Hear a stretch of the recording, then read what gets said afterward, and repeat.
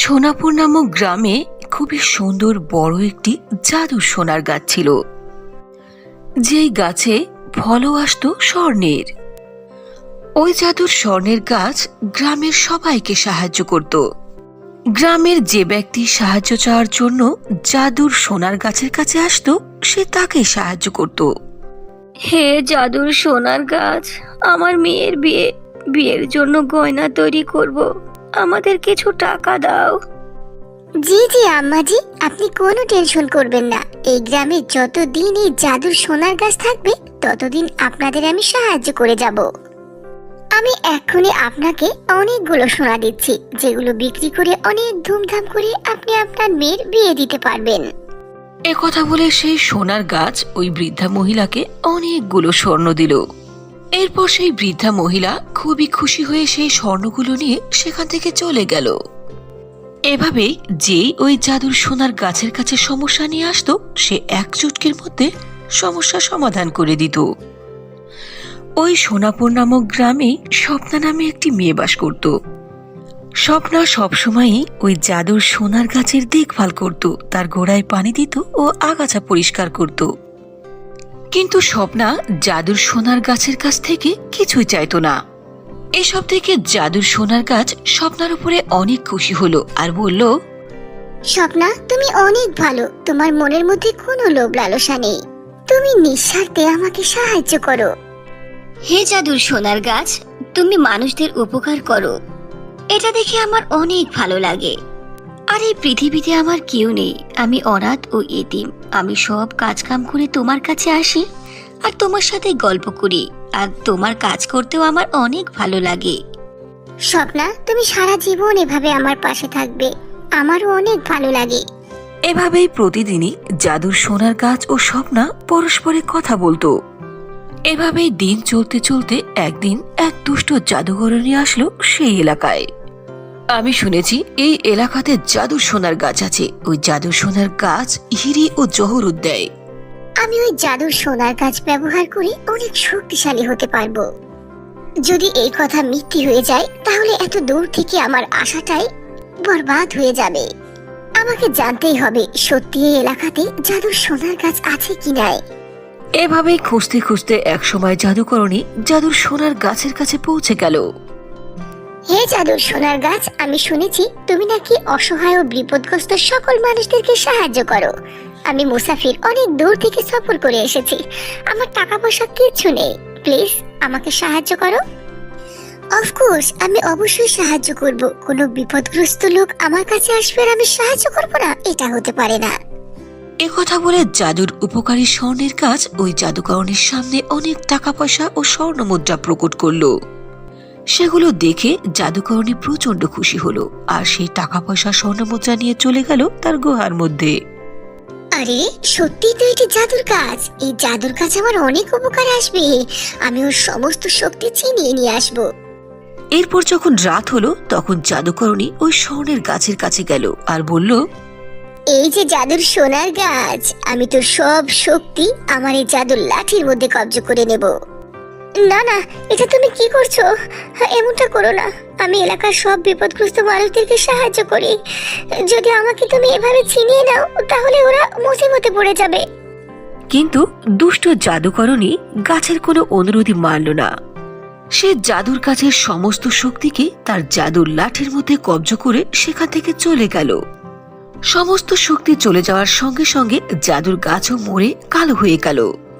পরের দিন সকালে যখন গ্রামবাসী দেখলো যে জাদুর স্বর্ণের গাছটি মরে কালো হয়ে গেছে, তখন তারা একে অপরে বলতে লাগলো, আরে রে, এই জাদুর স্বর্ণের গাছটি তো এখন মরে গেছে, ওর আমাদের কোনো উপকারে আসবে না, অযথা কতখানি জায়গা দখল করে আছে।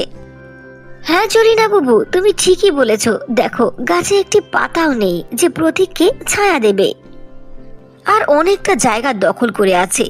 এই গাছটিকে কেটে এখানে অন্য একটি গাছ লাগাও, হয়তো ওই গাছটি ফল দেবে অথবা ছায়া দেবে। আর এই গাছটি মরে যাওয়ার কথা যখন স্বপ্না জানতে পারলো তখন স্বপ্না খুবই কান্না করতে লাগলো। এরপর গ্রামবাসী যখন ওই গাছ কাটার জন্য আসলো তখন স্বপ্না তাদের সামনে দাঁড়িয়ে বলল, ছি ছি ছি ছি, তোমাদের মধ্যে মানুষত্ব বলতে কিচ্ছু নেই, তোমাদের মন এত ছোট। এই গাছটি এতদিন ধরে তোমাদের উপকার করে আসছে, আর আজ ও মরে গেছে, ওকে কাটতে আসছো? এটা তোমাদের বিবেক? শোনো তাহলে, আমার জীবনকে বাজি রেখে হলেও এই গাছকে বাঁচাবো। আমি কিছুতেই গাছকে এখান থেকে ওঠাতে দেব না। আরে রে, এইটুকু একটা পিসকি মেয়ের কথা শুনেছো, যার আগে পিছে কেউ নেই, পৃথিবীতে আপন বলে কেউ নেই, তার মুখের কথা কি? এই, তুই আমাদের সাথে লড়তে আসছিস, তোকে বাঁচাবে কে? এই পৃথিবীতে কেউ নেই আমি জানি, আমার একমাত্র আপনজন বলতে এই গাছটিই ছিল। গাছটি মরে গেছে, প্লিজ তোমরা কেটো না। এরপরেও যদি কাটতে আসো তাহলে আমি জীবন বাজি রেখে একে বাঁচাবো। না পারলে তোমাদের নামে কমপ্লেন লিখে আমি আত্মহত্যা করব। এরপর যখন পুলিশ জানতে পারবে তখন তোমাদের জেলের ভাত খাইয়ে ছাড়বে। এরপরেও তোমাদের কার সাহস আছে গাছ কাটার? এসে গাছ কাটো। স্বপ্নার এই ধমক শুনে গ্রামবাসী সেখান থেকে চলে গেল, আর স্বপ্না গাছের গোড়ায় বসে খুবই কান্না করতে লাগলো। তখন কিছুক্ষণ পরেই গাছ বলে উঠল, স্বপ্না, তুমি তোমার ওয়াদা রক্ষা করেছো। তুমি আমাকে ছেড়ে কোথাও যাওনি। সবাই আমাকে ঘৃণা করছে, একমাত্র তুমি আমাকে ভালোবাসছো। জাদুর গাছ, তুমি বেঁচে আছো, কথা বলতে পারছো? আমার যে কত ভালো লাগছে। হ্যাঁ হ্যাঁ স্বপ্না, আমি কথা বলতে পারছি, কিন্তু আমি আর বেশিক্ষণ বাঁচবো না। অল্প সময়ের মধ্যেই আমি একেবারে শেষ হয়ে যাব। না না, এ কথা বলবে না জাদুর গাছ। তোমাকে পেয়ে আমি আমার মৃত মা বাবাকে বেশি মনেই করি না, ওদেরকে ভুলে থাকি। তুমি ছাড়া বাঁচতে পারবো না। বলো, আমি কি করে তোমাকে সাহায্য করতে পারি? স্বপ্না, আমাকে বাঁচানো অনেক কঠিন। আমি আমার নিজের উপকার করা থেকে তোমাকে ক্ষতির মুখে ঠেলে দিতে পারি না। এরপরও স্বপ্না অনেক পীড়াপিড়ি করে জাদুর গাছকে বলতে বাধ্য করলো, শোনো তাহলে, কালী গুহার মধ্যে জাদুর রূপার গাছ আছে। যদি তুমি ওই গাছ থেকে দুটো গহনা নিয়ে এসে আমার গোড়ায় লাগাতে পারো, তাহলে আমি আবারও সুস্থ হয়ে যাব আগের মতো। এ কথা শুনে স্বপ্না চলে গেল সেই কালী গুহার মধ্যে। কালী গুহার মধ্যে যাওয়া ছিল অত্যন্ত ভয়ঙ্কর। সেখানে ভূত আর পেতনি দ্বারা ভর্তি ছিল। কিন্তু স্বপ্না পিছপা হয়নি, বুকে সাহস নিয়ে সেই কালী গুহার মধ্যে প্রবেশ করলো। সেখানে গিয়ে সে জাদুর রূপার গাছ দেখতে পেল। এরপর বলল, হে জাদুর রূপার গাছ, তোমার গাছ থেকে দুটো গহনা আমাকে দাও। জাদুর সোনার গাছের অনেক প্রয়োজন। স্বপ্না অনেক আকুতি মিনতি ও কান্নামাখা কণ্ঠে জাদুর রূপার গাছের কাছ থেকে গহনা চাইল। এতে জাদুর রূপার গহনার গাছের মন গলে গেল, আর স্বপ্নাকে দুটো গহনা দিয়ে দিল। স্বপ্না সেই গহনা নিয়ে চলে আসলো জাদুর সোনার গাছের কাছে, আর তার গোড়ায় লাগিয়ে দিল। সঙ্গে সঙ্গে কালো জাদুকরণের সমস্ত শক্তি নষ্ট হয়ে সে মারা গেল, আর জাদুর সোনার গাছ আগের মতো পুনরুজ্জীবিত হলো। স্বপ্না, তোমাকে ধন্যবাদ দেওয়ার মতো আমার ভাষা নেই। তুমি আমার যেমন উপকার করেছো, আমার আপন যদি কেউ থাকতো সেও আমার এভাবে উপকার করতো না। হে জাদুর গাছ, আমি তোমাকে অনুরোধ করছি, তুমি আর এভাবে জাদুর স্বর্ণের গহনার গাছ সেজে থেকো না। তুমি তোমার শক্তিকে সবকিছু গোপন রেখে একটি সাধারণ গাছ হয়ে যাও, নইলে মানুষ আবারও তোমার শক্তির অপব্যবহার করবে। ঠিক আছে স্বপ্না, আমি এক সাধারণ কাঁঠাল গাছে পরিবর্তন হয়ে যাব, কিন্তু শর্ত হলো সেই গাছের ফল শুধু তুমিই পারবে। তুমি বাজারে বিক্রি করে তোমার জীবিকা নির্বাহ করবে। এরপরে জাদুর স্বর্ণের গাছ একটি সাধারণ কাঁঠাল গাছে পরিণত হলো। তারপর থেকেই স্বপ্না ওই কাঁঠাল গাছ থেকে কাঁঠাল পেড়ে বাজারে বিক্রি করত আর নিজের জীবন চালাতো। আর ওই গাছের কাছে বসে অনেক গল্প করত। কোনো একটি রাজ্যে এক দয়ালু রাজার শাসন ছিল। তার অনেক সুন্দর একটা মেয়ে ছিল, উজ্জ্বল গায়ের রং, ঘন কেশ এবং হরিণের মতো চোখ। সে দেখতে কোনো পরীর থেকে কম ছিল না। রাজা তার মেয়েকে অনেক ভালোবাসতো, কিন্তু রাজকুমারী দেখতে যতটা সুন্দর ছিল সে ততটাই জেদি এবং অহংকারী ছিল। কথায় কথায় সে যে কাউকে যা ইচ্ছা বলে দিত, তাতে তার মনে দুঃখ এলো কিনা সেটা তার দেখার বিষয় ছিল না। রাজা সবসময় তাকে দয়ালু, নম্র, ভদ্র হওয়ার শিক্ষা দিত, তাকে সবসময় বোঝাতো, কিন্তু রাজকুমারীর এতে কিচ্ছু যায় আসতো না। সে রাজার কোনো কথাই মানত না। কিন্তু তার ওপর এসব কোনো প্রভাব না পড়ার কারণে রাজা তাকে শিক্ষা দেওয়া বন্ধ করে দেয়। রাজার এমনটা মনে হয়েছিল যে সময় মতো সে নিজেই বুঝে নিবে। এভাবেই দেখতে দেখতে রাজকুমারীর 18তম জন্মদিন চলে আসে। 18তম জন্মদিনের দিন রাজা রাজকুমারীকে উপহার স্বরূপ একটা সোনার বল দেয়। সাথে এটাও শিক্ষা দিয়েছিল যে এই বলটি নিয়ে সবসময় খেলো না। উপহারটি পেয়ে রাজকুমারী অনেক খুশি হয়। সে দৌড়ে বাগানে চলে যায় এবং বলটি নিয়ে খেলতে থাকে। খেলতে খেলতে হঠাৎ করেই সেই বলটি গিয়ে পড়ে সেই বাগানের পাশে অবস্থিত একটা কুয়ার মধ্যে। রাজকুমারী দৌড়ে সেই কুয়ার কাছে পৌঁছায় এবং সেখানে উকি দেয়।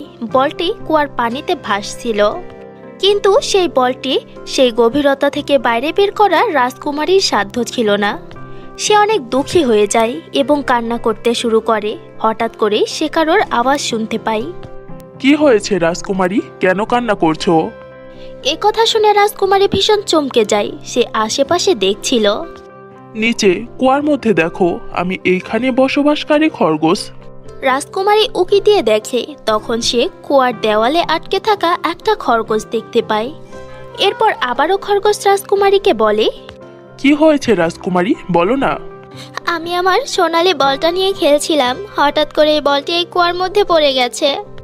ব্যাস এইটুকু কথা, আমি তোমার বলটি সহজেই তোমাকে বের করে দিতে পারি। রাজকুমারী চমকে গিয়ে বলে, সত্যি? হ্যাঁ, একদম সত্যি। কিন্তু আগে এটা বলো, আমি তোমাকে সাহায্য করলে তুমি আমার জন্য কি করবে? যেটা তুমি বলবে। আমি তোমাকে আমার সোনার হার, হীরা, মণি, মুক্তা সবকিছু দিতে রাজি। ব্যাস তুমি আমার সোনালি বলটি কুয়া থেকে বের করে দাও। তোমার সোনা, হীরা, মণিমুক্তা এসব দিয়ে আমি কি করব? আমি চাই তুমি আমার বন্ধু হও, আমার সঙ্গে খেলো, আমার সাথে একসাথে থাকো, আমার সঙ্গে এক থালিতে খাবার খাও, আমার সঙ্গে একই বিছানায় ঘুমাবে। যদি তুমি এই শর্তে রাজি থাকো তাহলে আমি তোমার বলটি বের করে দিতে প্রস্তুত। রাজকুমারী যে কোনো মূল্যে তার বলটি চাই।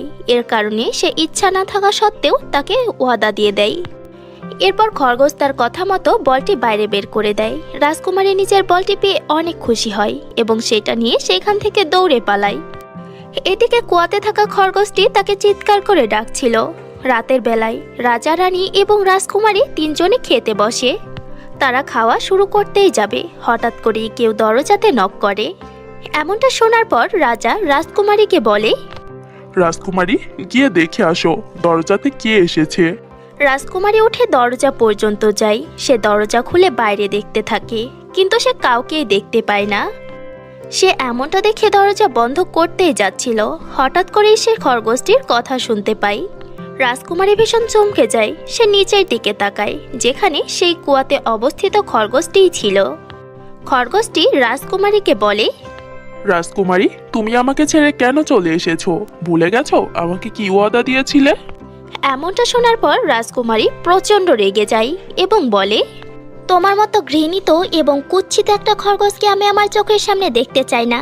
আমি আমার কথা ভুলে গেছি, তুমিও সবকিছু ভুলে যাও আর চলে যাও এখান থেকে। প্রচণ্ড রাগ নিয়ে রাজকুমারী দরজা বন্ধ করে দেয় এবং ভেতরে চলে আসে। ভেতরে এসে চেয়ার টেবিলে বসে সে খাবার খাচ্ছিল। রাজা তাকে জিজ্ঞাসা করে, মা, দরজাতে কে ছিল? একটা কুৎসিত দেখতে ঘৃণিত খরগোশ। এরপর রাজকুমারী রাজাকে সবকিছু খুলে বলে, বলটি কুয়াতে পড়া সম্পর্কে এবং সেই খরগোশটিকে দেওয়া ওয়াদা সম্পর্কে। সবকিছু শোনার পর রাজা বলে, প্রত্যেকটা মানুষকে তার কথা রাখা উচিত, কথার খেলাপ করা কখনোই ভালো নয়। আর তুমি তো একটা রাজকুমারী, অন্যর থেকে তোমার দায়িত্ব অনেক বেশি। তাড়াতাড়ি যাও, দরজা খুলে খরগোশকে ভেতরে নিয়ে আসো। মন না চাইতেও রাজকুমারী উঠে যায়, দরজা খোলে এবং খরগোশটিকে ভেতরে নিয়ে আসে। ভেতরে আসার সঙ্গে সঙ্গে খরগোশটি লাফ দিয়ে খাবার টেবিলের ওপর ওঠে এবং সে রাজকুমারীর প্লেটের কাছে গিয়ে রাজকুমারীকে বলে, রাজকুমারী, আমার ক্ষুধা পেয়েছে, নিজের থালা থেকে আমাকেও খাবার খাওয়াও। নোংরা খরগোশ, এমনটা আমি কখনোই করব না। রাজকুমারীর এমন উত্তরে রাজা প্রচণ্ড রাগান্বিত হয় এবং বলে, দেখো, যাই হয়ে যাক না কেন, তুমি খরগোশকে কথা দিয়েছো, তাই ওকে তোমার প্লেট থেকে খাবার খাওয়াতেই হবে। না চাইতেও রাজকুমারী বাধ্য হয়ে খরগোশকে নিজের প্লেট থেকে খাবার খাওয়ায়। খরগোশ পেট ভরে খাবার খেয়ে অনেক খুশি হয় এবং বলে, আমার ঘুম পেয়েছে, আমাকে তোমার রুমে নিয়ে চলো, তোমার নরম বিছানায় ঘুমাবো আমি। রাজকুমারী খরগোশটিকে একদমই স্পর্শ করতে চাইছিল না, কিন্তু রাজার ভয়ে সে বাধ্য হয়ে খরগোশটিকে নিয়ে যায় নিজের রুমে। সেখানে গিয়ে তাকে একটা কোণাতে ছেড়ে দিয়ে নিচে নরম বিছানায় শুয়ে পড়ে। এমনটা দেখে খরগোশটি বলে, দেখো রাজকুমারী, আমি অনেক ক্লান্ত, আমাকেও তোমার বিছানাতে নাও। রাজকুমারী এবার প্রচণ্ড রেগে যায়। সে ঘুম থেকে ওঠে এবং খরগোশটিকে তুলে অনেক দূরে ছুঁড়ে মারে আর বলে, এইবার তুমি চুপ থাকবে। খরগোশটি দেওয়ালের সাথে লেগে নিচে পড়ে যায়, তার নড়াচড়া বন্ধ হয়ে যায়। এটা দেখে রাজকুমারী প্রচণ্ড ভয় পেয়ে যায়। তার এমনটা মনে হয়েছিল যে খরগোশটি মারা গেছে। সে নিজের কর্মের জন্য অনেক পস্তায়। সে খরগোশের কাছে গিয়ে মাটিতে বসে পড়ে এবং অনেক কান্না করতে থাকে। কান্না করতে করতে সে খরগোশটিকে হাতে তুলে নেয় এবং চুমু দিয়ে বলে, আমাকে ক্ষমা করে দাও খরগোশ, তোমার সাথে এমন ব্যবহার করাটা একদমই উচিত হয়নি। হঠাৎ করেই একটি আশ্চর্য ঘটনা ঘটে। খরগোশটি একটি রাজকুমারে পরিণত হয়ে যায়। নিজের সামনে রাজকুমারকে দেখে রাজকুমারী ভীষণ চমকে যায়।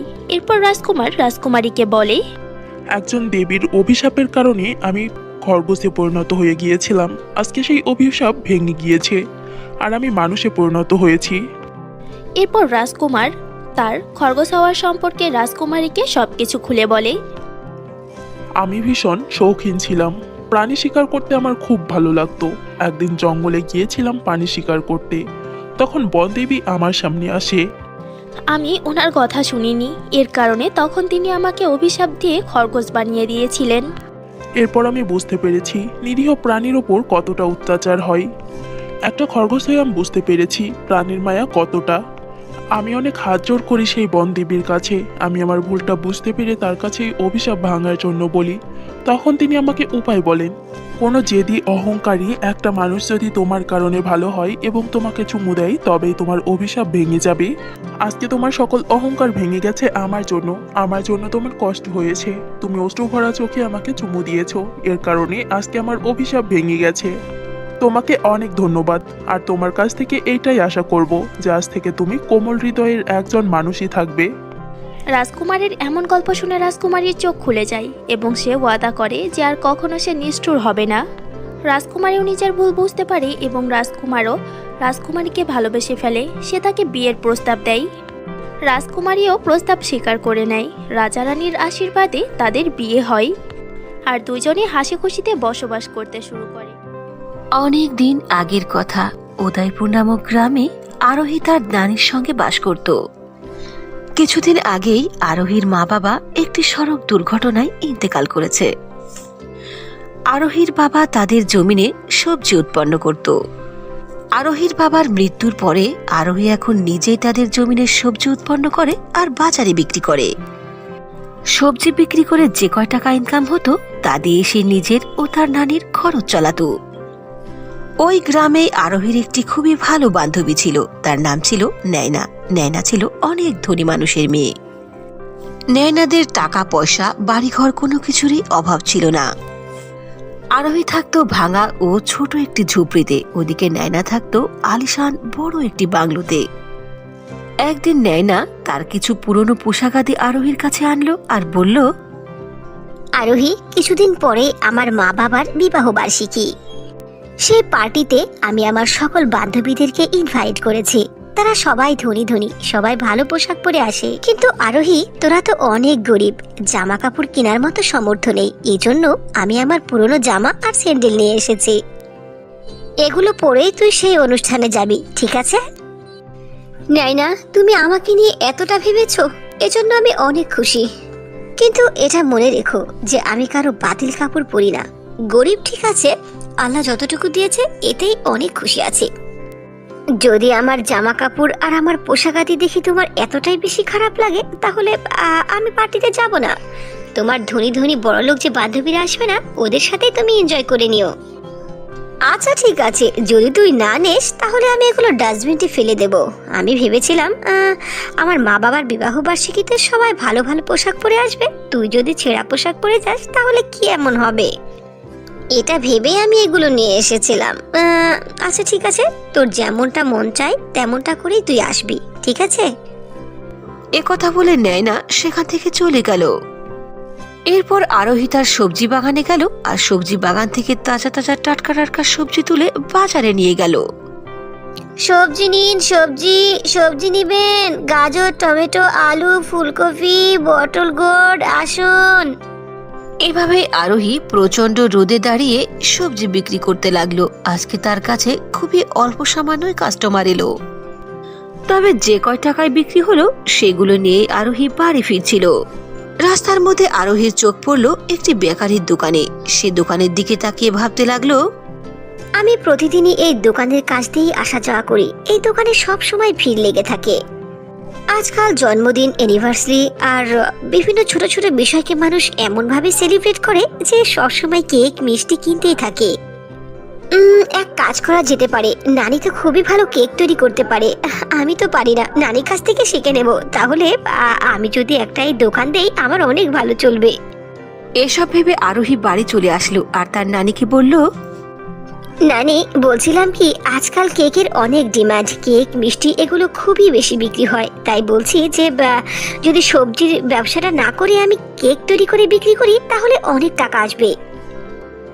এভাবে সবজি মাথায় নিয়ে রাস্তার এগুলি থেকে ওগুলি পর্যন্ত টেনে নিয়ে যাওয়া আর রোদ্রে পোড়া অনেক কষ্ট, আর এতে টাকাও বেশি হয় না। আর যদি কেকের ছোট্ট একটি দোকান হয় তাহলে দোকানের মধ্যে বসে আরামে টাকা ইনকাম করতে পারবো। নানি, তুমি তো অনেক ভালো কেক তৈরি করতে পারো, প্লিজ আমাকে কেক তৈরি করা শিখিয়ে দাও। বেটা, তুমি তো ঠিকই ভেবেছো, কিন্তু আমরা তো অনেক গরিব, আমাদের কাছে এত টাকা কোথা থেকে আসবে যার দ্বারা আমরা একটি দোকান খুলতে পারবো? দোকান তৈরি করতে তো অনেক টাকা দরকার।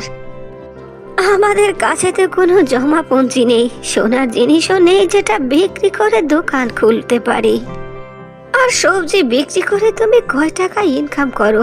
ওটা দিয়ে খাবো না গোছাবো? দুবেলা দুমুঠো খাওয়া আর আমার ওষুধই ঠিক মতো জোটে না, তাহলে দোকান কি দিয়ে খুলবো বেটা? নানি, তুমি এ নিয়ে ভেবো না, আমার মাথায় একটা আইডিয়া এসেছে। ওই যে জমিদার কাকু আছে না, উনি সুদের উপরে টাকা দেন। আমাদের এই ছোট্ট বাড়ির কাগজটাকে ওই জমিদার কাকুর কাছে রেখে আসবো আর বিনিময়ে কিছু টাকা আনবো, তা দিয়েই আমরা কেকের দোকান খুলবো। আর যখন কেক বিক্রি করে টাকা আসতে লাগবে তখন ওই টাকা জমিয়ে আবার জমিদারের কাছ থেকে এই বাড়িটা ছুটিয়ে নেব। দেখো নানি, এভাবে আমাদের অনেক উন্নতি হয়ে যাবে। প্লিজ নানি, তুমি রাজি হয়ে যাও না। আরোহী বারবার বোঝানোর কারণে তার নানি রাজি হয়ে গেল। এরপর আরোহী মনের আনন্দে বাড়ির কাগজটাকে নিয়ে চলে গেল জমিদার আঙ্কেলের বাড়িতে। জমিদার আঙ্কেল, আপনি তো সুদের উপর টাকা দেন, এজন্য আমি আমার বাড়ির কাগজটা নিয়ে এসেছি। এটা রাখুন আর আমাকে কিছু টাকা দিন। কিছুদিনের মধ্যে আমি আপনার টাকা পরিশোধ করে এই বাড়ির কাগজটাকে আপনার কাছ থেকে ছুটিয়ে নিয়ে যাব। ও কই দেখি দেখি, ও কাগজটা তো তেমন ঠিক মনে হচ্ছে না, আর অল্প একটু জায়গা, তুমি বেশি টাকা পাবে না, অল্প কিছু দেবো। এ কথা বলে জমিদার যে কয় টাকা দিল আরোহী সেই কয় টাকা নিয়ে সেখান থেকে চলে আসলো। টাকাগুলো নিয়ে আরোহী বাজারে গেল আর কেক তৈরি করার সকল উপকরণ কিনে মনের আনন্দে তার নানির কাছে আসলো আর কেক তৈরি করতে শিখলো। কিছু সময় চেষ্টার পরে আরোহী খুবই সুন্দর করে কেক তৈরি করা শিখে গেল। অবশিষ্ট টাকা দিয়ে আরোহী বাজারে খুবই ছোট্ট একটি দোকান খুললো আর তার দোকানে তার নিজের হাতে তৈরি অনেক সুস্বাদু কেক রাখলো। এভাবে একদিন, 2 দিন, 3 দিন পার হয়ে গেল, কিন্তু আরোহীর কাছে কোনো কাস্টমার এলো না। আরোহী মন খারাপ করে বাড়ি চলে গেল। তখন আরোহীর নানি আরোহীকে বলল, আরোহী বেটা, মনে হয় আজ তোমার কোনো কেক বিক্রি হয়নি, এজন্যই তোমার মনটা এত বেশি খারাপ। হ্যাঁ হ্যাঁ নানি, আমার কোনো কেক বিক্রি হয়নি, মনে হয় আমার দোকান অনেক ছোট, তো এজন্য কোনো কাস্টমারই আমার দোকানে আসছে না। কিন্তু নানি, আমি চেষ্টা করেই যাব, কখনো হাল ছাড়বো না, চেষ্টা কখনো বিফলে যায় না। তুমি দেখো নানি, একদিন আমার দোকান অনেক ভালো চলবে, তুমি চিন্তা করো না। এভাবে আরোহী অনেক কথা বলে তার নানিকে সান্ত্বনা দিল। পরের দিন সকালে ঘুম থেকে উঠে আরোহী আবারও চলে গেল তার দোকানে। কিছুক্ষণের মধ্যেই তার দোকানে তার বান্ধবী নায়না চলে আসলো। আরে রে আরোহী, তুই কেকের দোকান খুলেছিস, অনেক ভালো হয়েছে। আজ আমার মা বাবার বিবাহ বার্ষিকী, আজ তোর দোকান থেকে আমি কেক কিনে নিয়ে যাব রে। তুই আমাকে 5টি কেক প্যাক করে দে, 5টি বিভিন্ন রকম স্বাদের হবে, 2টি ভ্যানিলা, 2টি আইসক্রিম আর 2টি হবে একেবারে চকলেটের মতো। আর হ্যাঁ, তুইও কিন্তু সময় মতো চলে আসিস। একথা শুনে আরোহী অনেক খুশি হলো আর 5 রকমের কেক প্যাকেট করে দিল। নয়না কেকগুলো নিয়ে বাড়ি চলে গেল। এরপর যখন পার্টি চালু হলো তখন সেখানে আরোহী উপস্থিত হলো। ওই পার্টিতে থাকা সকলেই সেই কেককে অনেক পছন্দ করলো ও প্রশংসা করতে লাগলো। আর সকল গেস্টরাই নয়নার কাছে সেই কেকের দোকানের ঠিকানা জিজ্ঞেস করলো। তখন নয়না সবার কাছেই বলল যে এটা হলো তার বান্ধবী আরোহীর দোকানের কেক। পরের দিন থেকে আরোহীর দোকানে কাস্টমারের লাইন বেঁধে গেল, কারণ তার দোকানের কেক ছিল অনেক টেস্টি। এখন আরোহী অনেক খুশি, কারণ তার ঘরের অবস্থা আগের থেকেও অনেক বেশি ভালো। কিন্তু ওই যে কথায় আছে না, গরিবের সুখ বেশি দিন টিকে থাকে না। আরোহীর দোকানের সামনে অনেক বড় একটি কেকের দোকান ছিল। সেই দোকানে কাস্টমার আসা একেবারে কম হয়ে গেল।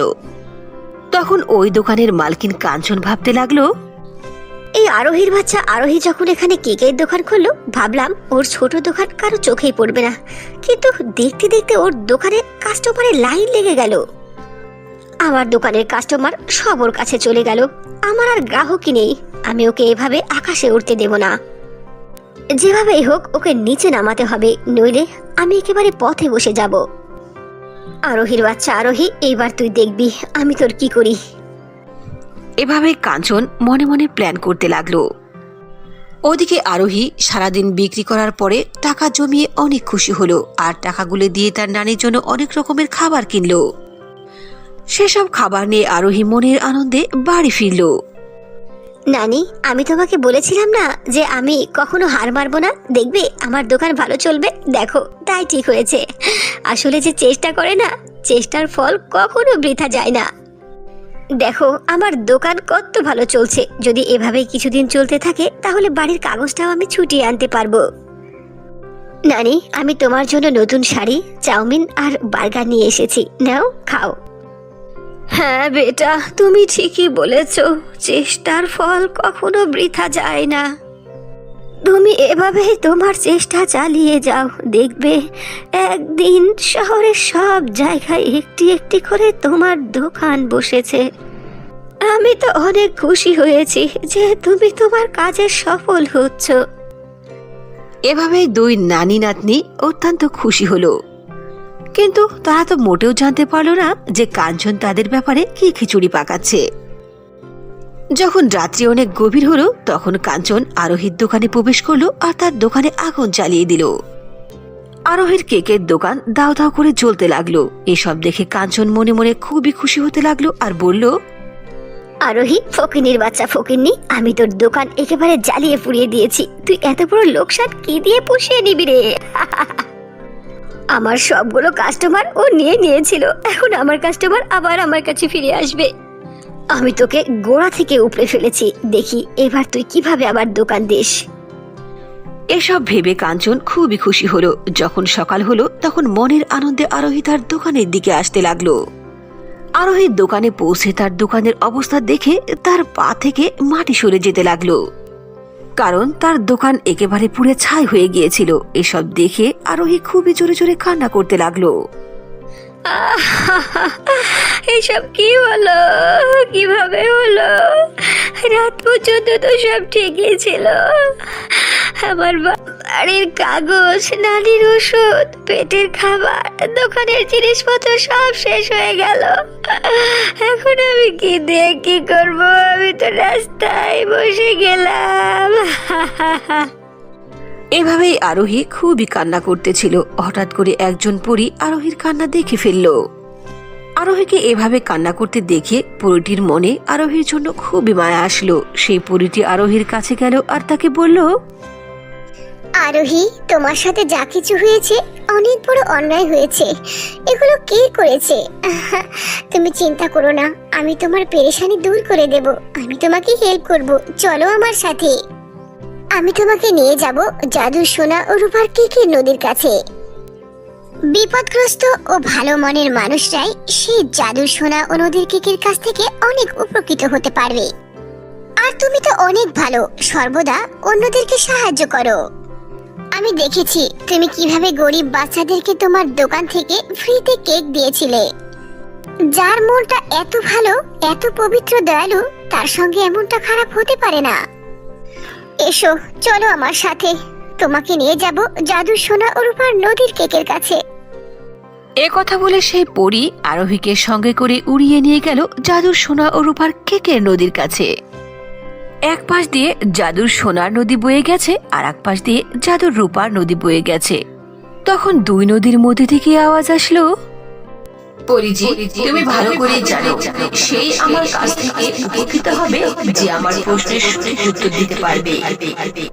যদি এই মেয়ে আমার পরীক্ষায় উত্তীর্ণ হয়, সঠিক উত্তর দিতে পারে, তবে আমার জাদুর সোনার নদী থেকে সোনার কেক নিয়ে যেতে পারবে।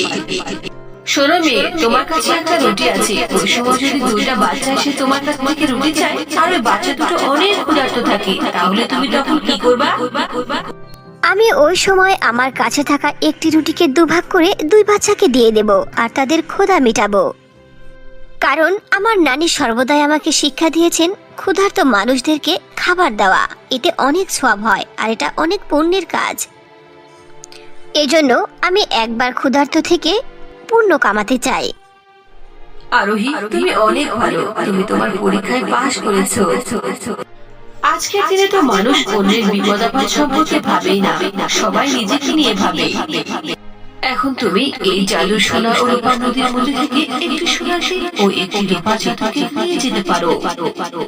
জাদুর সোনার কেকের কাছ থেকে তুমি সর্বদাই ধন সম্পত্তি পেতে থাকবে, আর জাদুর রূপার কেকের কাছ থেকে তুমি সর্বদাই কেক পেতে থাকবে।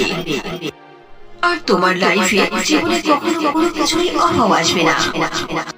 এসব শুনে আরোহী অত্যন্ত খুশি হলো, আর জাদুর সোনা রূপার নদীকে ও পরীকে অনেক ধন্যবাদ জানালো। এরপর জাদুর সোনা ও রূপার নদীর দেওয়া সোনা ও রূপার কেক নিয়ে বাড়ি চলে আসলো। প্রথমে জাদুর স্বর্ণের কেকের কাছ থেকে অনেকগুলো টাকা পয়সা চেয়ে নিল আর তার সকল ঋণকে পরিশোধ করলো। এরপর আরোহী তার নিজের জন্য অনেক বড় একটি দোকান খুলল। সেই দোকানে জাদুর রূপার কেকের কাছ থেকে কেক চেয়ে নিল। এভাবেই এক এক করে আরোহীর বাজারে প্রত্যেকটা গলিতে একটি করে দোকান হলো, আর তার অনেক সুনামও হলো। কিছুদিনের মধ্যেই আরোহী অনেক ধনী হয়ে গেল, আর এই কথা যখন কাঞ্চন জানতে পারল, তখন সে রেগে আগুন হয়ে গেল। না, কখনো এটা হতে পারে না। সাধারণ একটি মেয়ে এত উঁচু লেভেলে উঠলো কি করে? একটা নয়, দুইটা নয়, 5-10টা দোকান। এটা আমি কখনোই মেনে নিতে পারবো না। আমাকে দেখতেই হবে, জানতেই হবে ও কি পেয়েছে যার দ্বারা এত ধনী হয়ে গেল এত তাড়াতাড়ি। এসব ভেবে রাখতে রাখতে কাঞ্চন চলে গেল আরোহীদের বাড়িতে। সে আরোহীর বাড়ি গিয়ে বুঝতে পারল যে আরোহী পরীর দেওয়া জাদুর সোনা ও রূপার নদীর কেকের থেকে জাদুর সোনা ও রূপার কেক উপহার পেয়েছে, আর এ কারণে সে এত ধনী হয়ে গেছে। এরপর থেকে কাঞ্চন সুযোগ খুঁজত। একবার সুযোগ পেয়ে সে আরোহীর ঘর থেকে জাদুর সোনার কেককে চুরি করে নিয়ে গেল। জাদুর সোনার কেককে তার ঘরের মধ্যে রেখে বলল, হে জাদুর সোনার কেক, আমি জানি তোর থেকে যা চাওয়া যায় তুই তাই দিস। তাই আমি বলছি, আমাকে এখন এই মুহূর্তে অনেক টাকা পয়সা আর স্বর্ণ মুদ্রা দে, যাতে করে আমি এই পৃথিবীর মধ্যে সবচেয়ে ধনী হয়ে যেতে পারি। আর ওই আরোহীর বাচ্চা আরোহী আগে যেরকম ফকিন্নি ছিল, ওকে ওই রকম ফকিন্নি বানিয়ে দে। কাঞ্চন এ কথা বলার সঙ্গে সঙ্গে সেই জাদুর স্বর্ণের কেকের মধ্যে থেকে ধন দৌলত বের হওয়া তো দূরের কথা, উল্টো বিষধর সাপ ও বিচ্ছু বের হতে লাগলো। সে বিষধর সাপ বিচ্ছু কাঞ্চনকে দংশন করল, আর কাঞ্চন ঘটনাস্থলেই মৃত্যুবরণ করল। এভাবেই কাঞ্চন তার কুকর্মের শাস্তি পেয়ে গেল। ওদিকে আরোহী তার ভালো ব্যবহারের কারণে সে নিজেও সুখে থাকতে লাগলো, আর প্রতিবেশীদেরকেও সাহায্য করতে থাকলো। শুধুমাত্র তার ভালো ব্যবহার আর অন্যকে সাহায্য করার কারণেই তার কাছে রয়ে গেল জাদুর সোনা ও রূপার কেক, যার দ্বারা সে আজ হাসি খুশি জীবন কাটাতে পারছে। অনেক দিন আগের কথা, কোনো একটি গ্রামে রিয়া নামের এক মেয়ে তার মা শোভা ও দাদি বিমলার সঙ্গে বাস করত। রিয়ার বাবা মাঠে হাল চাষ করতে গিয়ে হঠাৎ করে মৃত্যুবরণ করে। এরপর থেকেই ঘরের অবস্থা ও খরচাদি রিয়ার মা শোভা সেলাই মেশিনে কাজ করেই চালাত। পাশাপাশি সে সংসারের কাজও করত ও রিয়ারও দেখভাল করত। প্রাকৃতিক গাছপালা ও পশু পাখি রিয়ার অনেক পছন্দের ছিল। এজন্য রিয়া প্রতিদিনই জঙ্গলে যেত আর জঙ্গলি বিভিন্ন রকমের পশুদের সাথে অনেক কথা বলতো ও তাদের খাদ্য খাওয়াতো আর অনেকক্ষণ সময় ওই পশু পাখিদের সাথে জঙ্গলে কাটাতো। একদিন রিয়া জঙ্গলে গিয়ে পশু পাখিদের খাবার খাওয়াচ্ছিল। ঠিক সে সময় সেখানে রিয়ার বান্ধবী খুশি ও মিনা গেল আর রিয়াকে বলল, রিয়া, তুই কি জানিস খুশির বাবা ওর জন্য শহর থেকে খুবই সুন্দর লেহেঙ্গা এনেছে। সত্যি ওই লেহেঙ্গাটা দেখতে আসলে অনেক সুন্দর, অন্যরকম একটি ঝলক আছে ওর মধ্যে। সে ঈদের দিনে না ওই লেহেঙ্গাটাই পরবে। আমিও আমার বাবাকে বলে ওই রকম একটি লেহেঙ্গা নিয়ে নেব। আমিও ঈদের দিনে ওরকম সুন্দর লেহেঙ্গা পরবো রে। হ্যাঁ, তুইও কিনবি। এবার তিনজনেই একই রকম সুন্দর লেহেঙ্গা পরে ঈদগাহে যাব, অনেক মজা হবে। হ্যাঁ রিয়া, মিনা ঠিকই বলেছে। এবার তুই নতুন জামা কিনবি আমাদের মতোই। প্রত্যেকবার পুরনো জামা পরে আসিস, দেখতে খুবই খারাপ লাগে। দেখ, সত্যি কিন্তু এবার নতুন জামা পরে আসবি, নইলে আমাদের সঙ্গে আসবি না। একথা বলে খুশি ও মিনা দুইজনে সেখান থেকে চলে গেল। কিন্তু একথা শুনে রিয়া অনেক কষ্ট পেল। সে বসে বসে তাদের কথাগুলো ভাবতে লাগলো। সে মন খারাপ করে বাড়ি চলে আসলো। তখন তার দাদি বিমলা বলল, কি ব্যাপার রিয়ামণি, আজ তোমার মনটা এত খারাপ কেন? তোমার পশু পাখি কি তোমার খাবার খেতে আসেনি? এরকমটা না দাদি। তাহলে কি বল? দাদি, খুশির বাবা ওর জন্য নতুন লেহেঙ্গা এনেছে। মিনার বাবাও নতুন লেহেঙ্গা কিনে আনবে। কিন্তু দাদি, আমার তো সেই কয়েক বছর আগের পুরনো ফ্রক। তাই বলছি, ওই পুরনো ফ্রক পরে আমি আর এবার ঈদে যাব না। এরকম কথা বলতে নেই বেটা, তুমি এবার অবশ্যই ঈদে যাবে, আর নতুন জামা পরে। সেখানে রিয়ার মা শোভা দাঁড়িয়েছিল। শোভাকে দেখে বিমলা বলল, এইবার তোর মা তোর জন্য নতুন জামা কিনে দিবে, আর সেটা পরে তুই ঈদে যাবি। এবার খুশি হয়েছিস না বল? একথা শুনে রিয়া খুবই খুশি হয়ে গেল আর তার দাদিকে জড়িয়ে ধরল। এরপর রিয়া সেখান থেকে চলে গেল। এরপর রিয়ার দাদি রিয়ার মাকে বলল, শোভা, এবার যদি রিয়াকে নতুন জামা না দেওয়া হয় তাহলে ও খুবই কষ্ট পাবে। যে করেই হোক ওকে একটি নতুন জামা কিনে দাও না। মা, আপনি তো ভালো করে জানেন যে আমি এই এলাকার ছোট্ট একটি দর্জি। খাবার জোটাতে আমি হিমশিম খেয়ে যাই, নতুন জামা কি করে কিনবো? শোভার একথা শুনে বিমলা চিন্তায় পড়ে গেল আর শোভার মনও অনেক খারাপ হয়ে গেল। এরপর রিয়া মন খারাপ করে সেখান থেকে চলে গেল। সে পরের দিন আবারও জঙ্গলে গেল আর পশু পাখিদের খাবার দিল। এরপর তার আবারও মনে হয়ে গেল গতকালের কথা। সে আবারও উদাস হয়ে গেল। এরপর রিয়া একটি গাছের নিচে বসে গেল খুবই আনমনা হয়ে। আর সেই গাছটি ছিল জাদুর। জাদুর গাছ রিয়াকে বলল, কি হয়েছে রিয়া, তোমার মনটা এত খারাপ কেন? গাছের এই কথা শুনে রিয়া হাউমাউ করে কেঁদে উঠল। রিয়াকে এভাবে কান্না করতে দেখে জাদুর গাছ বলল, কি হয়েছে রিয়া, তুমি এভাবে কেন কান্না করছো? কি হয়েছে আমাকে তো বলবা। সামনে ঈদ চলে আসলো, আমার সব বান্ধবীরাই নতুন জামা পরে ঈদে যাবে, কিন্তু আমার কাছে কোনো নতুন জামা নেই। এজন্য আমি কান্না করছি। জিয়া, সবকিছু ঠিক হয়ে যাবে, তুমি চিন্তা করো না। তুমি জঙ্গলের পশু পাখি ও গাছপালার এত সেবা করছো, অবশ্যই আমরা এবার তোমার অনেক উপকারে আসবো। এ কথা বলে গাছ জোরে জোরে হেলতে লাগলো আর তার সব ফুল নিচে ঝরে পড়তে লাগলো। এরপরে একটি খরগোশ তার কাছে আসলো আর বলল, রিয়া, তুমি আমার সবগুলো লোম আর চামড়া নিয়ে নাও। এ দিয়ে তুমি অনেক সুন্দর ড্রেস তৈরি করতে পারবে। এরপর সেখানে ময়ূর দাঁড়িয়ে পড়ল আর বলল, রিয়া, তুমি আমার পাখা থেকে কিছু ডাল ভেঙে নাও, এতে তুমি খুবই সুন্দর করে তোমার ড্রেসকে সাজাতে পারবে।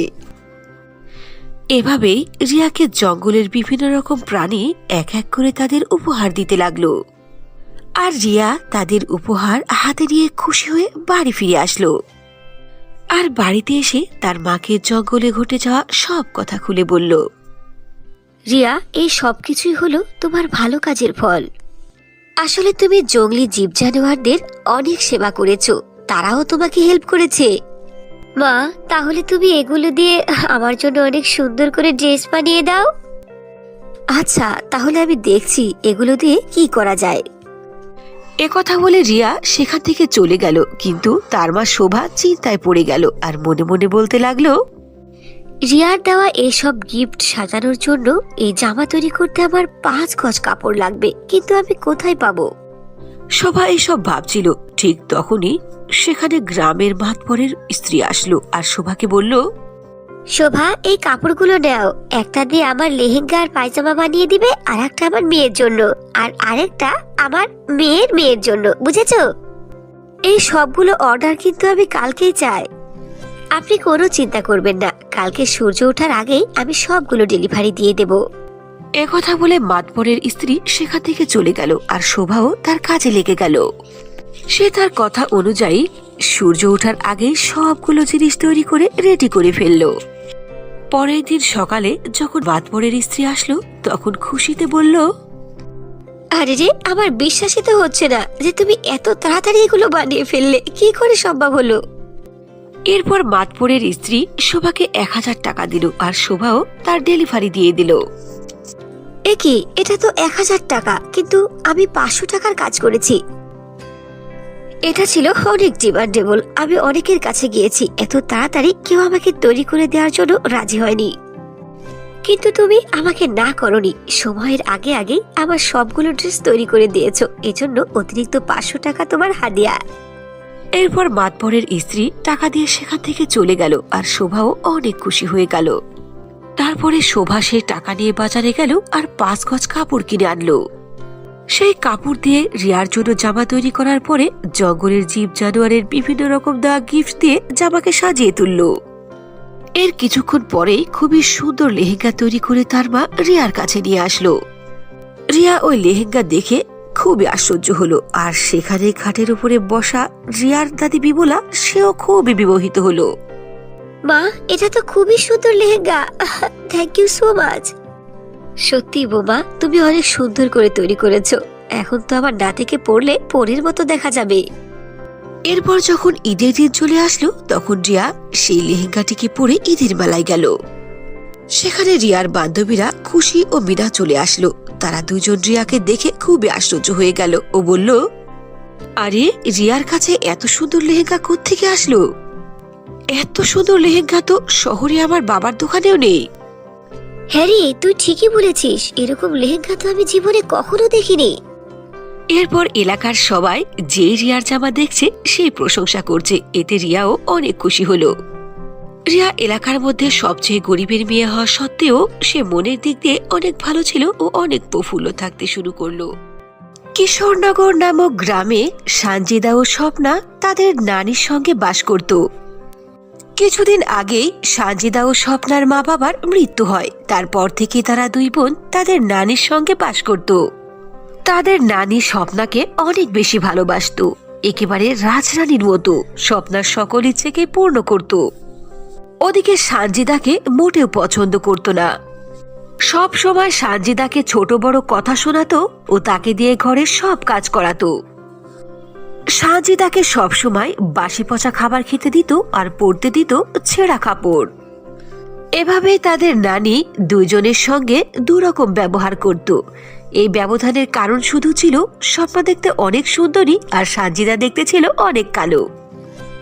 এভাবেই দুঃখে কষ্টে সানজিদার দিন কাটতো। একদিন সানজিদা তার নানিকে বলল, নানি নানি, আমার একটি লেহেঙ্গা দরকার। আমাদের স্কুলে অ্যানুয়াল ফাংশন, ওই ফাংশনে আমি পার্টিসিপেট করতে চাই, এই জন্য আমার একটা লেহেঙ্গা চাই নানি। সকাল সকাল চলে আসলো কালো কুচ্ছিত বান্দর চেহারা নিয়ে। নানি, আমার লেহেঙ্গা চাই। বেয়াদব কোথাকার, তোকে তো আমার দেখতে ইচ্ছে করে না। চলে যেতে পারিস না কোনো দিকে সারা জীবনের জন্য? তোকে লেহেঙ্গা কিনে দিয়ে খামাখায় টাকা কেন নষ্ট করবো? লেহেঙ্গা পরলে কি তুই দেখতে সুন্দর হয়ে যাবি? তুই দেখতে এখন যেরকম কালির কয়লা কুচ্ছিত না, লেহেঙ্গা পরিস আর মেকআপ পরিস, তুই দেখতে কুচ্ছিতই থাকবি, কখনো তোকে দেখতে সুন্দর দেখাবে না, বুঝেছিস? নানি নানি, 2 দিন পরে কিন্তু আমারও অ্যানুয়াল ফাংশনে জয়েন করার দিন আছে। তুমি আমাকে টাকা দাও, আমি ফেসিয়াল করব, হেয়ার স্পা করব। তাড়াতাড়ি দাও, আমার ফ্রেন্ডসরা বাইরে দাঁড়িয়ে আমার জন্য অপেক্ষা করছে। আর শোনো, আরেকটি কথা, আমি কিন্তু 50,000 টাকা দামের লেহেঙ্গা কিনবো, তুমি কিন্তু না করতে পারবে না নানি। ওরে আমার সুন্দরী রাজকুমারী নাতনি, তোকে দেখে দেখে তো আমি জীবিত আছি সোনা। তোর মতো সুন্দর দেখতে এই এলাকাতে কেউ নেই। তোর সৌন্দর্যকে বৃদ্ধি করার জন্য পার্লারে তো অবশ্যই যেতে হবে, যত টাকা লাগে আমি দেব। হে এই নে 10,000 টাকা। তাড়াতাড়ি চলে আসিস কিন্তু, তোর সঙ্গে শপিং এ যাব। তোর যে লেহেঙ্গা বেশি পছন্দ হবে সেই লেহেঙ্গাই আমি কিনে দেব। এ কথা বলে তাদের নানি তাড়াতাড়ি 10,000 টাকা বের করে স্বপ্নার হাতে দিয়ে দিল, আর সানজিদার জন্য একটি কানাকড়িও পুরাতে রাজি হলো না। এরপর স্বপ্না পার্লারে চলে গেল। পার্লার থেকে আসার পরে স্বপ্না তার নানির সঙ্গে শপিং এ গেল। শপিং এ গিয়ে স্বপ্না তার নিজের জন্য অনেক দামি একটি লেহেঙ্গা কিনে আনলো। এত সুন্দর ওর দামি লেহেঙ্গা দেখে সানজিদা নিজেকে সামনে রাখতে পারল না, সে মনে কষ্ট পেল। ঠিক তখনই বাহির থেকে তার নানি আওয়াজ দিয়ে ডাকতে লাগলো, আরে ও সানজিদা, কারমজালি, কোথায় মরেছিস? সারাটা দিন ধরে শপিং করে ক্লান্ত হয়ে গেছি, বাড়িতে এসেছি, দুটোক চাও পান করতে পারবো না? সব কাজে বলে বলে করাবো নাকি? কি যে যত সব ঝামেলা। এই যে নানি, আমি আসছি, ঘরে বসে হোমওয়ার্ক করছিলাম। এরপর সানজিদা তাড়াতাড়ি চা তৈরি করে চায়ের কেটলি হাতে নিয়ে আসলো ডাইনিং ঘরে। ফ্লোরে পানি পড়েছিল, এটা সানজিদার মনে ছিল না। সানজিদা পা পিছলে পড়ে গেল, আর সানজিদার হাতে থাকা চায়ের কেটলি ছিটকে পড়লো স্বপ্নার গায়ে। গরম চা স্বপ্নার গায়ে পড়ে স্বপ্নার গা অনেকটা পুড়ে গেল। স্বপ্না চিৎকার করে কান্না করতে লাগলো। ও নানি, আমি পড়ে গেলাম, দেখেছো? তোমার রাজকুমারী নাতনিকে কি করে কালের কলা কুচিত পুড়িয়ে দিল। ও জ্বলে যাচ্ছে নানি, তুমি কিছু একটা করো। এসব দৃশ্য দেখে স্বপ্নার নানি প্রচন্ড রেগে গেল। সে উঠে দাঁড়ালো আর সানজিদাকে 2 হাত ধরে অনেক পেটালো আর বলল, রাক্ষসী ডাইনি কোথাকার, আমি ভালোভাবে বুঝে গেছি তুই কেন এমনটা করেছিস। তুই জেনে বুঝে এটা করেছিস। তুই দেখতে কালের কয়লা কুচ্ছিত, তো এজন্য তুই আমার শাহজাদির নাতনিকেও কালো কুচ্ছিত করে দিতে চাইছিস। দেখতে তোর ওপরের চেহারা যেরকম কালো কুচ্ছিত, তোর মনটাও সেই রকমই কালো আলকাতরা, বুঝেছিস? নানি, নানি, তুমি আমার হাত ছাড়ো। আমি ইচ্ছে করে স্বপ্নার ওপরে এরকমটা করিনি, আমার হাতে ব্যথা করছে। ফ্লোরে পানি পড়েছিল, আমার জানা ছিল না। স্বপ্না তো আমার বোন, কেন আমি স্বপ্নার উপরে হিংসা করব? নানি, আমি তো অনেক খুশি যে আমার বোন দেখতে এত সুন্দর। যদি ও আমার মতো কালো হতো তাহলে এত কষ্ট সহ্য করতে পারতো না। কালো হয়েছে বলে কত কষ্ট সহ্য করতে হয়, কেউ আমায় ভালোবাসে না। নানি, আমার হাত ছেড়ে দাও, আমার অনেক ব্যথা করছে। সানজিদা অনেক কান্নাকাটির পরে তার নানি তার হাত ছেড়ে দিল। সারা পেয়ে সানজিদা কান্না করতে করতে তার রুমে চলে গেল। এভাবে কয়েকদিন কেটে গেল। কয়েকদিন পরে স্কুলে অ্যানিমেল ফাংশনের দিন চলে আসলো। অ্যানিমেল ফাংশনে পার্টিসিপেট করার মতো সানজিদার কাছে কোনো ভালো কাপড় ছিল না। সানজিদা রেডি হয়ে তার পুরনো কাপড় পরেই চলে গেল অ্যানিমেল ফাংশনে। ওদিকে স্বপ্না অনেক ভালোভাবে রেডি হয়ে দামি লেহেঙ্গা পরে অ্যানিমেল ফাংশনে অ্যাটেন্ড করলো। 2 বোনই স্কুলে চলে গেল। তবে সানজিদাকে দেখে অন্যান্য স্টুডেন্টসরা হাসতে লাগলো। আরে স্বপ্না, তুই এত দামি জামা পরে এসেছিস আর এত সুন্দর স্মার্ট হয়ে। আর সানজিদা কি তোর সত্যি বোন না সৎ বোন রে? তোদের 2 বোনকে দেখে মনে হচ্ছে কি জানিস, সাজা হলো তোর বাড়ির চাকরানি। তুই কেমন চাঁদের মতো অপরূপা, আর তোর বোন কালের কয়লা কুৎসিত। কোনো বাচ্চা যদি দেখে ফেলে না, তাহলে 2 দিন ভয়ে ঘুম আসবে না। ওই তো, এজন্যই তো নানিও ওকে দেখতে পারে না, মোটেও পছন্দ করে না। আমাকে পার্লারে যাওয়ার জন্য 10,000 টাকা দিয়েছে। আর ও তো সব সময় নানির পিছু পিছু চামচার মতো ঘুরে, তবুও নানি ওকে মোটেও পছন্দ করে না। ওকে দিয়ে নানি বাসার সব কাজ করায়, চাকরানির মতো থাকে ও বাড়িতে। জানিস তোরা, বাসায় একটু ওর হাত থেকে আমার গায়ে চা পড়ে গিয়েছিল, এজন্য নানি ওকে এত মেরেছে। আসলে নানি আমাকে অনেক ভালোবাসে, আর আমার গায়ে একটি ফুলের আঁচড়ও সহ্য করতে পারে না নানি। এজন্য আমারও কি মনে হয় জানিস, যে ও আমার আপন বোন কিছুতেই হতে পারে না। আর ওর কারণে মা বাবা মারা গেছে, এজন্য নানি ওকে মোটেও পছন্দ করে না। তার উপরে ওপর থেকে আবার দেখতে কি কালো, পছন্দ বা করবে কি করে? এভাবে স্বপ্না সকল বান্ধবীদের সামনে সানজিদাকে অপমান করছিল। সানজিদা সবসময়ই সবার অপমান সহ্য করে, হজম করে, কিন্তু সানজিদার আজকে এত বেশি ইনসাল্ট হয়েছে যে কিছুতে সে রাগকে দমন করতে পারেনি। স্বপ্না সানজিদার কাছে এসে তাকে অনেক জোরে থাপ্পড় মেরে বলল, স্বপ্না, তোমার মনের মধ্যে কি দিল বলে কিছু নেই? আমি তোমার আপন বোন, তুমি কি করে আমার সঙ্গে এমনটা করতে পারো বলো? বৎসরত, কালো, কালির কয়লা, কুচ্ছি, তুমি জানো এসব শুনলে মনের মধ্যে কি হয়? এই পৃথিবীতে ভালোবাসার মতো আমার কেউ নেই। না বাড়ির মানুষ ভালোবাসে, না বাহিরের মানুষ। তোমাকে তো নানি ভালোবাসে, আর বাহিরের লোকজনও তোমাকে অনেক সম্মান করে, পছন্দ করে। এইসব প্রত্যেকটা অপমান আমার বুকের মধ্যে বন্দুকের গোলের মতো ফোটে। তুমি বোঝো এসব? মানুষ তো তোকে অপছন্দ করবেই, অপমান করবেই, কটু কথা তো শোনাবে। তুই দেখতে কালো, তোকে যদি মানুষ গালমন্দ না করে তো কাকে পড়বে? আমাকে? আমি হলাম দেখতে অপরূপা সুন্দরী, একেবারে রাজকুমারীর মতো। আমাকে সবাই ভালোবাসবে, এটাই স্বাভাবিক, বুঝেছিস? নারী তোকে ভালো না বাসার দুইটা কারণ। এক তো তোর কারণে মা বাবা মারা গেছে, আবার ওপর থেকে তুই দেখতে কুৎসিত। আর তুই আমাকে থাপ্পড় মারলি না, এর জবাব তোকে পেতেই হবে। তুই বাড়িতে আয়, আমি নানিকে সব বলে দেব। এ কথা বলে স্বপ্না রাখতে রাখতে দ্রুত বাড়ি চলে আসলো আর তার নানির কাছে সব কথা খুলে বলল। স্বপ্নার গায়ে হাত তোলার কথা শুনে তার নানি প্রচন্ড রেগে গেল। যখন সানজিদা বাড়ি গেল তখন তার নানি সানজিদার গালে অনেক জোরে থাপ্পড় মেরে বলল, চিৎ কারমজানি কথাকার, তোর স্পর্ধ হলো কি করে যে স্বপ্নার গায়ে হাত তুললে? স্বপ্না কি এমন মিথ্যে বলেছে? তুই যে দেখতে কেমন এটা মানুষ বলবে কেন? তুই আয়না দিয়ে দেখ তোর চেহারা। এরপর যদি জীবনে কখনো আর কোনোদিন আমার রাজকুমারীর নাতনির গায়ে হাত তুলেছিস তাহলে তোর দুই হাতই ভেঙে ফেলবো। আমার রাজকুমারী নাতনি, তুমি কান্না করো না। ওকে এমন উচিত শিক্ষা দিয়েছি, এরপরে ও আর জীবনে কখনো তোমার গায়ে হাত তুলবে না। এই কারামজালি, এখানে দাঁড়িয়ে কি দেখছিস? যা তাড়াতাড়ি গিয়ে রান্না কর, দুপুরের খাবার সময় হয়ে এলো। বেচারি সানজিদা চোখে পানি নিয়ে কিচেনে গেল। তাড়াতাড়ি সব রান্না শেষ করে সে তার রুমে গিয়ে খুবই কান্না করতে লাগলো। নানি আমাকে একটু ভালোবাসে না। আমি নানিকে আর স্বপ্নাকে কত ভালোবাসি। ওদের ভালোবাসা পাওয়ার জন্য মনের মধ্যে কত ছটফট করে। নানি একবারও ভালোবেসে আমাকে বলে না, সানজিদা তুই কান্না করিস না, কালো হয়েছিস তো কি হয়েছে? পৃথিবীতে আমার কেউ নেই। অনেকক্ষণ ধরে কান্না করে মনের দুঃখে সানজিদা নিজেকে শেষ করে দেওয়ার জন্য নদীর কিনারে যাচ্ছিল। সে হাঁটতে হাঁটতে একটি জঙ্গলের কাছে পৌঁছে গেল। সে দেখলো ছোট্ট একটি কুকুরের বাচ্চা একটি পাথরের নিচে চাপা পড়েছে। সানজিদা তাড়াতাড়ি ওই কুত্তাটির কাছে গেল আর পাথর সরিয়ে তাকে বিপদ মুক্ত করলো আর তার গায়ে ভালোবেসে হাত বুলিয়ে দিল। এরপর সানজিদা আবারও পথ চলতে লাগলো। কিছু দূর যাওয়ার পরে সানজিদা দেখতে পেল অনেক বড় একটি গাভী। গাভীটি ক্ষুধার যন্ত্রণায় হাব্বা হাব্বা করছিল।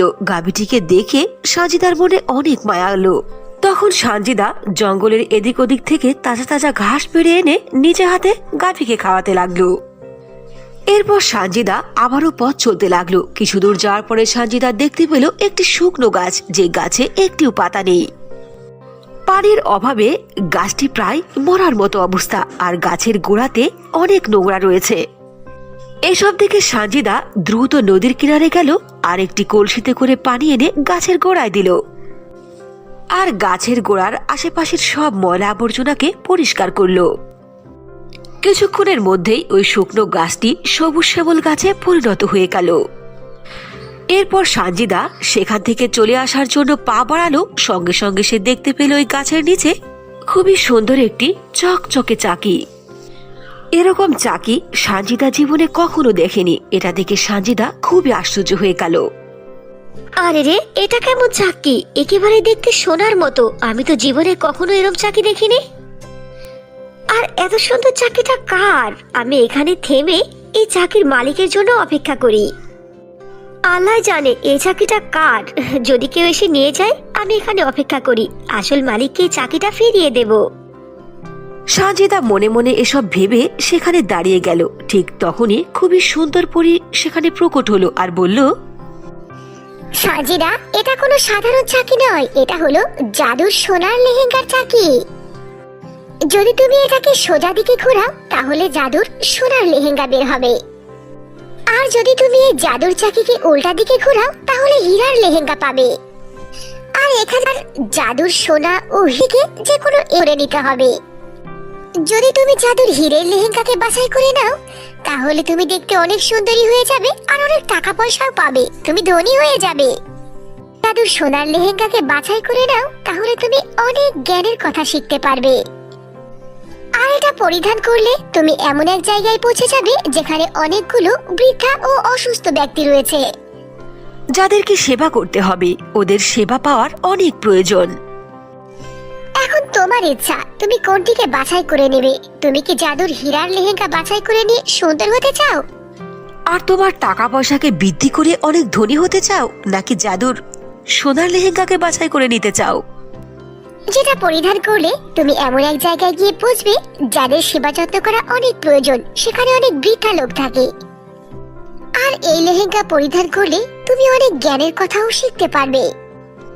পরিজি, আমি জাদুর চাকিকে সোজা দিকে ঘোরাতে চাই, আর জাদুর সোনার লেহেঙ্গায় বাছাই করে নিতে চাই। আমি অনেক জ্ঞানের কথা শিখতে চাই, সাথে সাথে বৃদ্ধা মহিলাদেরকেও সাহায্য করতে চাই। কারণ পরিজি, আমার টিচাররা বলেছে কখনো লোভ করা উচিত নয়, লোভ মানুষকে ধ্বংস করে দেয়। আর জাদুর হীরের লেহেঙ্গা দ্বারা আমি কি পাবো? টাকা পয়সা, ধন দৌলত, সৌন্দর্য, এসব আমার কোনো দরকার নেই। আসল ধন দৌলত তো হলো জ্ঞান। জ্ঞানের চেয়ে বড় ধন সম্পদ আর কিছু হতে পারে না।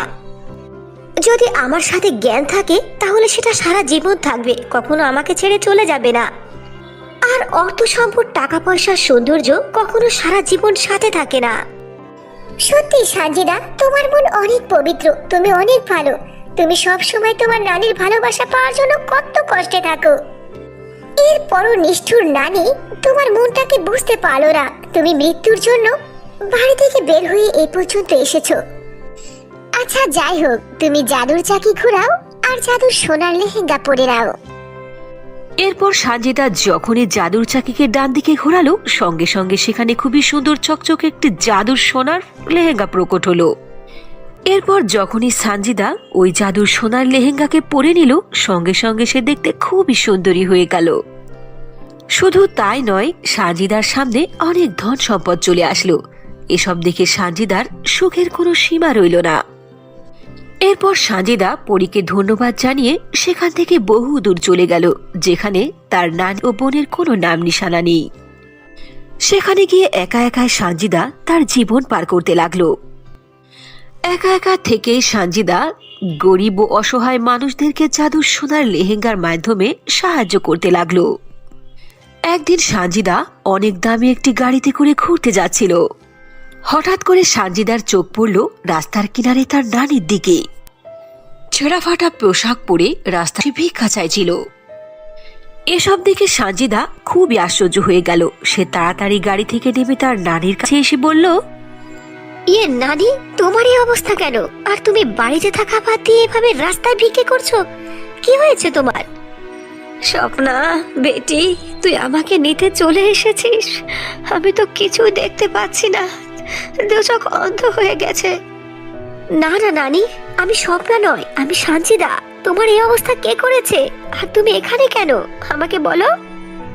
আরে সানজিদা বেটি, তুই ফিরে এসেছিস। আমার কুকর্মের শাস্তি আমি পেয়ে গেছি।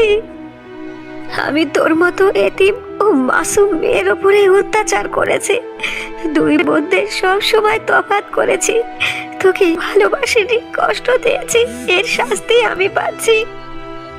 স্বপ্নাকে আমি কত ভালোবেসেছি, কিন্তু স্বপ্না আমাকে বাড়ি থেকে বের করে দিয়েছে। তার বন্ধুদের সঙ্গে করে আমাকে কুকুরের মতো দূর দূর করে বাড়ি থেকে বের করে দিয়েছে বেটি। যত প্রপার্টি, দোকানপাট, বাড়িঘর ছিল, স্বপ্না সব নিজের নামে করে নিয়েছে। সাজিদা, তুই আমাকে মাফ করে দে বেটি। তুই চলে যাওয়ার পরে আমি বুঝতে পেরেছি যে পৃথিবীতে মানুষের ওপরের রং, রূপ, চেহারা, চোরণ, টাকা পয়সা কিচ্ছু না। আসল সৌন্দর্য তো হলো মনের সৌন্দর্য। বেটি, তোমার মন তো একেবারে হীরের টুকরো। আজ আমাকে বিপদে দেখে তুমি আমার কাছে চলে এসেছো। আমাকে মাফ করে দাও সোনা, আমি তোমার সঙ্গে অনেক খারাপ ব্যবহার করেছি। নানি, তোমার ভালোবাসা পাওয়ার জন্য, তোমার কাছ থেকে সোনা, বেটা এসব ডাক শোনার জন্য আমি কত কাঙ্ক্ষিত হয়ে থেকেছি। আজ আমি তা পেয়েছি, তোমার ভালোবাসা পেয়েছি। আমার আর কিছু দরকার নেই, আমার কোনো কিছু মনে নেই। আমি তোমাকে ক্ষমা করে দিয়েছি, তুমি চলো আমার সঙ্গে। এ কথা বলে সঞ্জিতা তার নানিকে নিয়ে তার জাদুর স্বর্ণের লেহেঙ্গার ঘরের মধ্যে নিয়ে গেল। সেখানে গিয়ে সঞ্জিতা জাদুর স্বর্ণের লেহেঙ্গার কাছে বলে তার নানির দৃষ্টিশক্তিকে আবারও ফিরিয়ে দিল। সঞ্জিতার নানি তার দৃষ্টিশক্তি ফিরে পেয়ে খুবই খুশি হলো, আর যখন সঞ্জিতার দিকে তাকালো তখন সে নিজের চোখে বিশ্বাস করতে পারল না। সে সঞ্জিতার সৌন্দর্য দেখে খুবই অবাক হলো আর সঞ্জিতাকে বুকে জড়িয়ে নিল। এরপর থেকে সঞ্জিতা তার নানির সঙ্গে করে তার জাদুর স্বর্ণের লেহেঙ্গার ঘরের মধ্যে থাকতে আরম্ভ করলো। এভাবে সঞ্জিতার ভালো ব্যবহারের কারণে সঞ্জিতার জীবনের সকল দুঃখ কষ্ট ধুয়ে মুছে শেষ হয়ে গেল।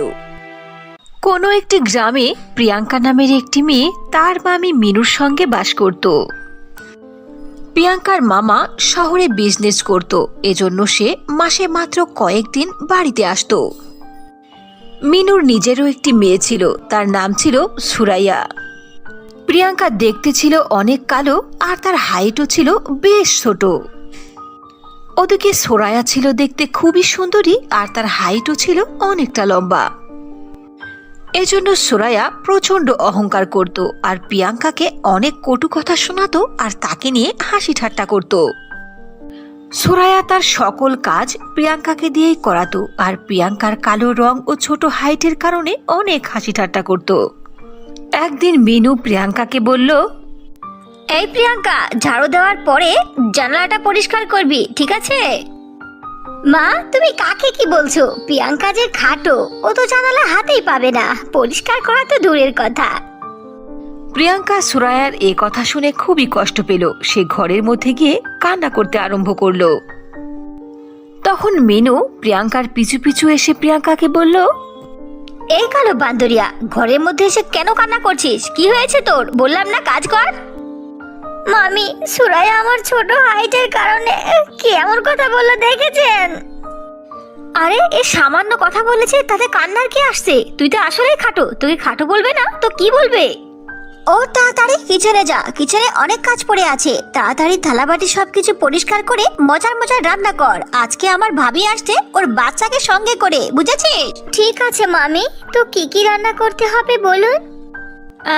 Chicken fry and vegetable soup, আর মিষ্টির মধ্যে থাকবে দই, সেমাই আর পনির, ঠিক আছে? সবকিছু কিন্তু ভালো মতো তৈরি করবি, কোনোটাতে যেন ভুল না হয়। ঠিক আছে মামি, আপনি চিন্তা করবেন না, আমি অনেক ভেবে রান্না করব, কোনোটাতে ভুল হবে না, দেখবেন অনেক মজা হবে। এরপর মিনু সেখান থেকে চলে গেল আর প্রিয়াঙ্কা তার কাজে লেগে গেল। কিছুক্ষণ পরে মিনুর ভাবি চলে আসলো তার বাচ্চাকে সঙ্গে নিয়ে। কিরে প্রিয়াঙ্কা, টেবিলে কেন এখনো খাবার দিসনি? মেহমানের সামনে কি আমাদের অপমান করতে চাস নাকি? মামি, এই তো আমার খাবার রেডি হয়ে গেছে, আমি এক্ষুনি আসছি। এরপর প্রিয়াঙ্কা তাড়াতাড়ি করে টেবিলে খাবার রেডি করে দিল। সবাই একসঙ্গে বসে খাবার খেলো। কিন্তু প্রিয়াঙ্কা দূরে দাঁড়িয়ে দাঁড়িয়ে তাদের খাবার দৃশ্য দেখতে লাগলো।